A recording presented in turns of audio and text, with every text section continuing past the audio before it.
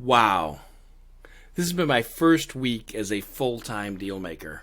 Well, okay. Technically, it's the second time it was my first week as a full-time deal maker, but the last time was over 25 years ago, and all I could think of then was buying real estate. Actually, that was when I came to the conclusion that I was unemployable, and I declared that I would never again work for a company I didn't own. That trip lasted almost 10 years. But for the last 17, I've been back at a W-2 job, fitting deal making, property management, startups, and a family around office politics, learning to be a manager, learning to be a leader, learning how to teach and how to learn, learning how smart I am and how little I know, and ultimately finding my passion and realizing what it was that I need to do next.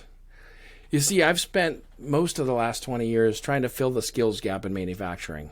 I've taught over 10,000 engineers the importance of CNC machining, and in one program, I helped put over $500 million back in the local economy by hiring engineering students to train over 450 long-term displaced workers to be CNC operators, setup technicians, and programmers in an 8-week program. People said that the biggest problem in manufacturing was the skills gap. The biggest problem facing manufacturing today isn't that skills gap.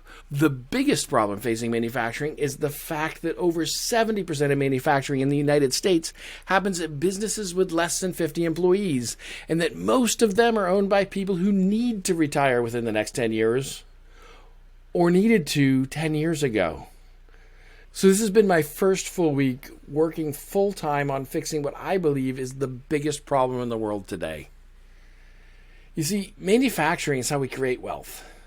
And most of the wealth created by manufacturing goes to the people who actually do the work. They spend this wealth in the communities where they live, and those communities grow and get stronger.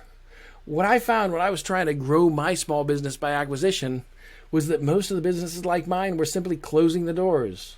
The ones that I found for sale were often just an old guy in a room full of old machines. The problem is that the work isn't going away. If anything, there's more work to do now than there was when those businesses started. If all of these smaller manufacturing businesses close, the manufacturing will still happen. It will happen overseas. It will happen at bigger and bigger automated facilities. And don't get me wrong, I'm all for automation, but if we consolidate manufacturing to a few companies, or if we ship it offshore, if we truly become a service economy, we'll stop creating new wealth, and all of the wealth that exists will end up at the top. If we keep manufacturing distributed, if we keep small and medium manufacturing businesses open around the country, then we keep creating wealth and spending that wealth in those communities around the country. Okay, I'll get off my soapbox. Let's talk about my first week as a deal maker full-time. It taught me that I need to do more. While I was fitting my obsession around my day job, I got pretty good at getting a few things done. But now that I can give it my full attention, I need to up my game. I need to talk to more people every day, and I need to get more done every day. So partly to inspire myself, and partly to inspire more people to take an interest in saving small and medium manufacturing in the U.S., I'll be posting here weekly about my journey.